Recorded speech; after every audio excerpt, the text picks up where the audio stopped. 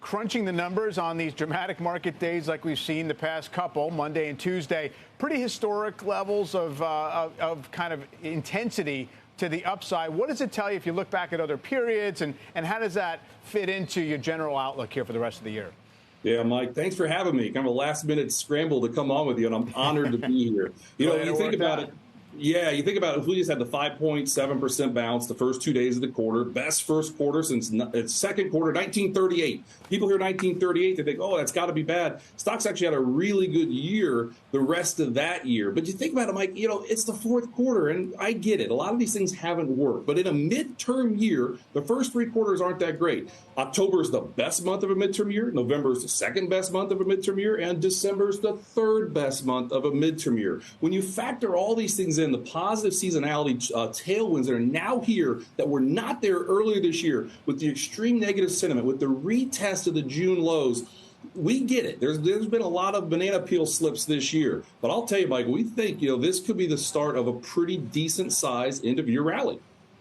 It's interesting you characterize it as a retest of the June lows. Of course, you had a slight undercut and things like that. You also did get one of those, I think, October 2011, where there was a pretty good bottom in the early part of that month as well. And the market has kind of just hung around those levels for a little while as yields raced higher, as the dollar raced higher.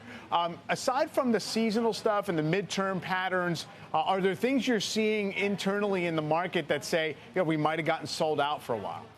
Yeah, I mean, you mentioned we violated. Small caps didn't, right? There's a lot more small caps than large caps. So we saw that positive sign there. Also, credit markets. Look at credit spreads, right? High yield spreads did not go above where they were in June. I talked about some of this stuff over the weekend. These were baby steps in the right direction that maybe you could have some type of a bounce. And honestly, let's just talk about today, right? I was on a plane this morning. I flew. I'm in Omaha at our home office here at Carson Group. Stocks are like all the way back to flat. I mean, when I got on the plane this morning, they weren't, right? So that buying pressure, the follow through that we saw after a really strong 2 days, I think is really impressive. What have we seen all this year? These big rips higher, and then you give it up really soon. Now, we know we're not out of the woods, but just today's reaction, my goodness, Mike, you got to think that's pretty positive.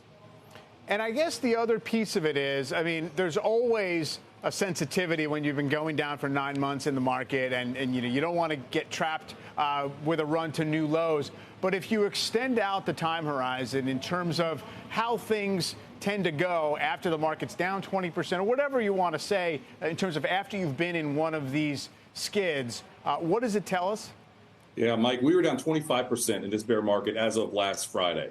There have been 6 other bear markets since World War II that got down that much. If you just bought the day down 25%, a year later, you're up a median of 26%. Bottoms about a month later, the ultimate low is about a month later. But that's kind of skewed because of 73, 74, the tech bubble and financial crisis. So this is more of an average bear market with an economy that's still not perfect, but relatively healthy, can avoid a recession, still our base case.